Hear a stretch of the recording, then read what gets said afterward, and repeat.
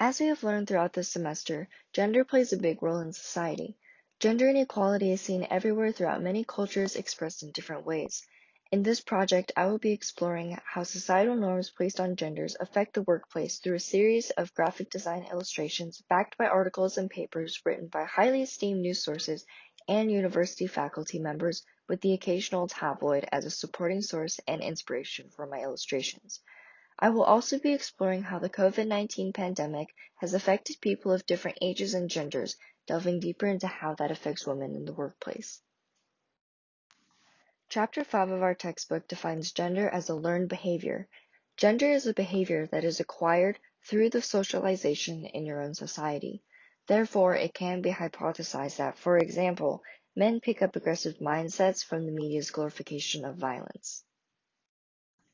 Every society has a division of labor that uses sex as a dividing factor of what tasks an individual is responsible for. This sexual division of labor can be seen in the stereotype of men as the breadwinner in American families, while women are in charge of household chores and caring for the children and their husband. Gender equality is defined by the textbook as men and women having equal degrees of control over their own lives, as well as having equal access to resources needed to live in society. The textbook brings up an example of divorce in different cultures. In some cultures, marriages are easily broken because of the independence each individual has from their spouse. In contrast to this, the textbook writes that most American women see divorce as a financial disaster because of how much more men typically make than their wives. Gender inequality in America has become a growing issue in the last few years, prompting the outcry of women everywhere for equal pay and fair treatment in society. A paper by Jamie Lester of the Old Dominion University interviews 6 women faculty members of a community college to see their observations on the gender roles in their workplace. These first 2 quotes come from Rosa, an architecture professor, and Susan, an English professor, from left to right respectively. Rosa talks about how she feels the need to maintain a higher than average level of professionalism just to be treated with the same level of seriousness as her male counterparts. Susan opens up about how something as subtle as dress issues at work open opportunities for women to be disrespected in the workplace. In Lester's article, we find that research shows that women faculty members feel a sense of obligation to traditional feminine roles at work, including the disproportionate performance of emotional support to peers, even though women do not find it beneficial to their careers. The article also explains that the imbalance of men and women in the workplace affects the gender identity of women at work, which structurally determines who has power and privilege.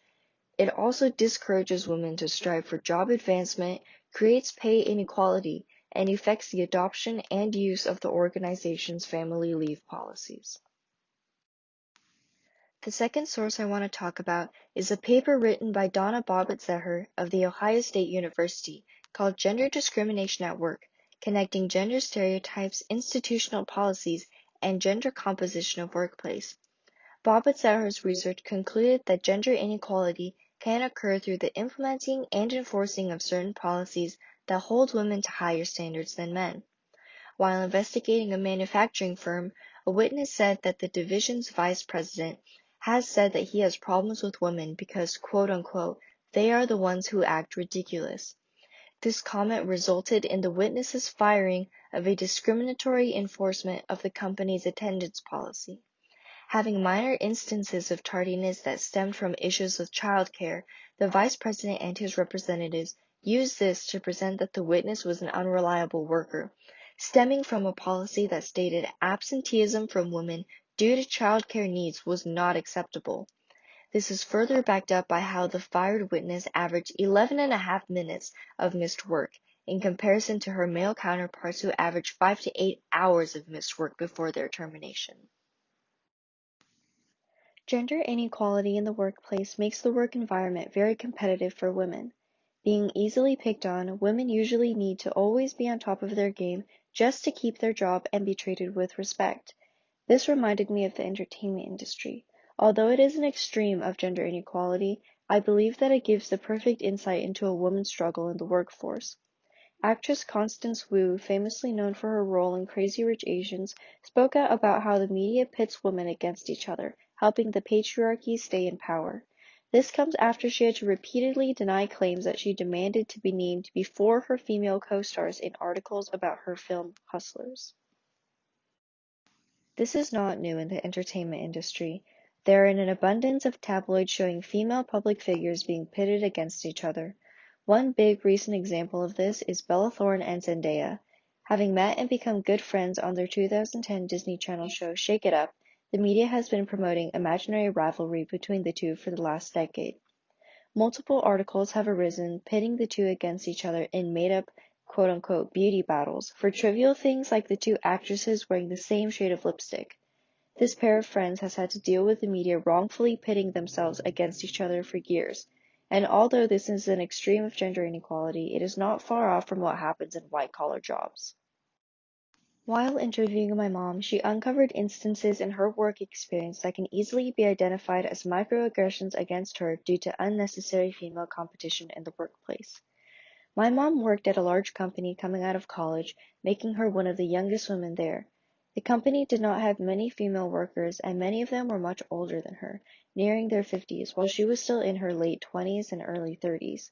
This caused a lot of tension between her and her coworkers because they felt threatened by the presence of a younger woman in the workplace, causing multiple instances where they would try to embarrass her in front of her manager or boss, demeaning her work, and trying to devalue her in the eyes of management. Babette Zeher's article also makes it clear that the stereotype of women as sex objects can be very apparent in companies.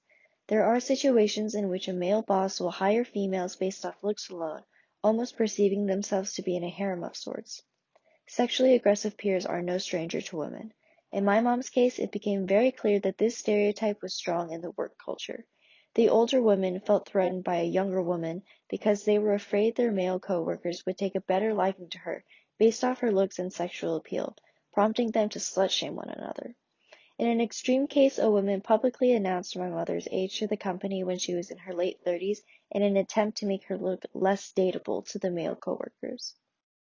With the COVID-19 pandemic arising this year, everyone around the world has been feeling more stressed than usual, to say the least. This led me to wonder how that ties into my project of women in the workplace. Does COVID-19 impact women more than men in terms of mental health, and in what ways? A study done by faculty members from both the Department for Psychotherapy and Biopsychosocial Health in Austria and the Department of Work, Organization and Society in Belgium showed that when it comes to coronavirus's impact on mental health, women were more negatively impacted than men on average. In terms of age, individuals younger than 35 years old were most negatively impacted compared to other age groups. Individuals were tested for scores on moderate depression, anxiety, and insomnia. The effects of the pandemic on women in the workplace have gone largely unseen and unspoken of.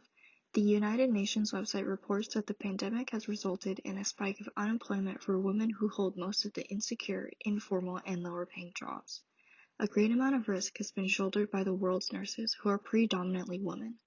On top of all of this, there has been a spiked and rapid increase in unpaid care work that girls and women mostly provide already, which includes caring for family members at home.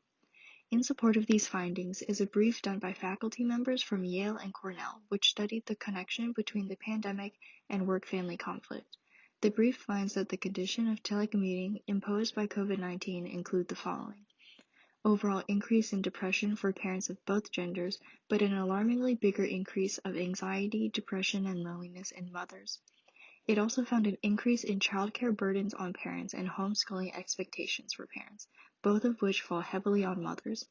In contrast to this, fathers tended to feel a decrease in anxiety while working at home.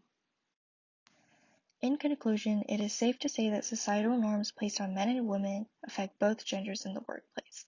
Women are brought up to be more feminine, submissive, and visually appealing. In contrast to this, men are brought up learning to be aggressive and dominant, headstrong in their ambitions, and are easily respected. This is not to say that men are overly respected in the workplace, but that women are held to unfair standards to gain the same respect that their male peers receive. So how would we fix this? A step in the right direction would be to normalize ambition in women. Instead of viewing ambitious women as mean or not ladylike and pitting them against each other, it's important to realize that sex doesn't strictly determine what you do in life. The same goes for men with issues such as paternal leave from work.